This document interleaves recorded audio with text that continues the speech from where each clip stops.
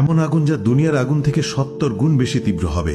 মানুষ তাদের জ্বলে পুড়ে যন্ত্রণায় ছটফট করবে, কিন্তু মৃত্যু ঘটবে না। সেখানে এমন ভয়ঙ্কর ঠান্ডা থাকবে যে মানুষ বরফের মতো জমে যাবে। সেখানে খাবার হিসেবে দেওয়া হবে কাঁটাযুক্ত বিষাক্ত জাক্কুম ফল, যা খেয়ে মানুষ যন্ত্রণায় ছটফট করবে।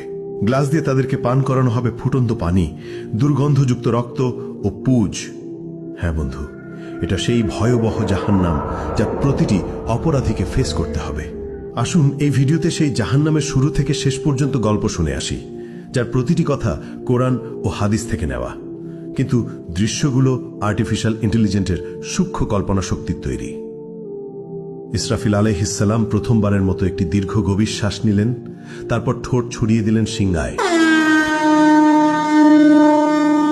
অতল গহ্বর থেকে উঠে এলো সিংহার শব্দ, ভয়াবহ হাড় কাঁপানো শব্দ।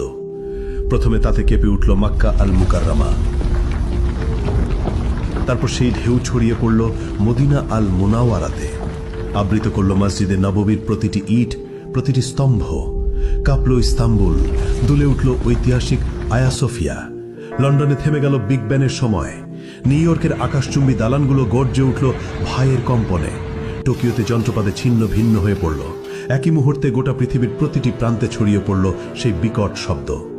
আকাশের তারাগুলো একে একে নিজেরা নিভিয়ে যেতে লাগল। সেই দীপ্তিমান সূর্য ডুবে গেল অদৃশ্য অন্ধকারে, আর চাঁদ ভেঙে টুকরো টুকরো হয়ে গেল আকাশের বুকে। মুহূর্তেই সমগ্র মহাবিশ্ব এক বিশাল কবরস্থানের রূপ নিল। নেমে এলো নীরব নিস্তব্ধতা। সবকিছু সম্পূর্ণ অন্ধকার, সবকিছু মৃত্যুকোলে ঢলে পড়েছে, সবকিছু আচ্ছাদিত হয়ে গেল। শুধু আল্লাহ অবশিষ্ট রইলেন। ঘোষণা আসলো, আজ কার জন্য রাজত্ব?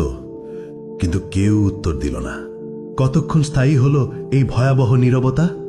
৪০ বছর, নাকি ৪০ দিন, নাকি ৪০ ঘন্টা? কেউ জানে না, কারণ সময়ও থেমে গেছে, স্থানও বিলীন হয়ে গেছে। শুধু আল্লাহ জানেন এই অপেক্ষার দৈর্ঘ্য কত হবে। মৃতরা মিশে গেছে মাটির সঙ্গে, হাড়গুলো মিশে গেছে ধুলায়, চুলগুলো পচে গেছে, নখের অস্তিত্ব নেই।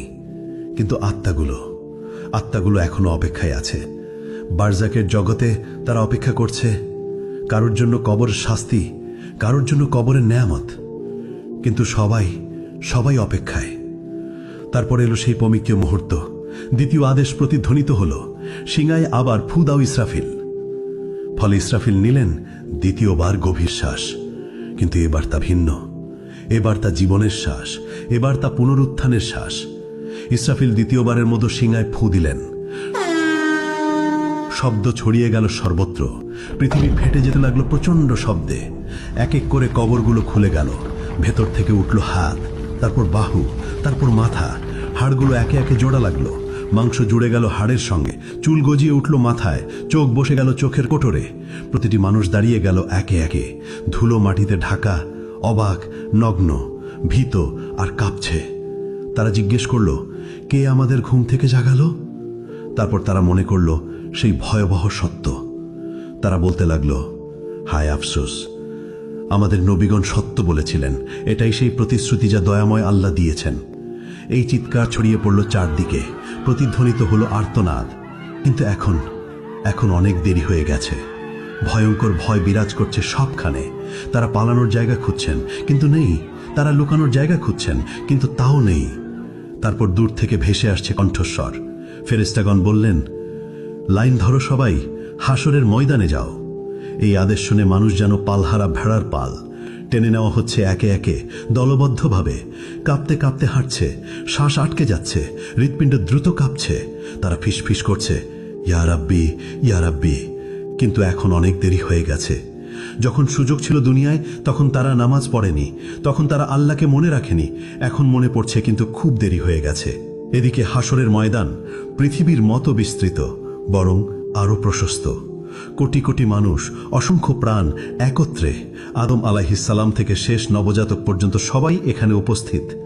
অসংখ্য ভিড়, শ্বাস নেবার জায়গা নেই, চলাফেরার জায়গা নেই। মানুষ ভয়ে একে অপরকে চেপে ধরছে। সূর্যকে কাছে আনা হয়েছে ঠিক মাথার উপরে, শুধু 1 মাইল দূরে। কি অসহ্য তাপ! শরীর থেকে ঘাম ঝরছে অবিরত। কেউ তাদের গোড়ালি পর্যন্ত ঘামে ডুবে আছে, এরা সামান্য পাপী। কেউ হাঁটু পর্যন্ত ডুবে আছে, এরা মাঝারি পাপী। কেউ কোমর পর্যন্ত ডুবে আছে, এরা অনেক পাপী। কেউ পর্যন্ত ডুবে আছে, এরা মারাত্মক পাপী। কেউ ঘামের মধ্যে মুখ নাক ঢেকে আছে, এরা সবচেয়ে ভয়ানক পাপী।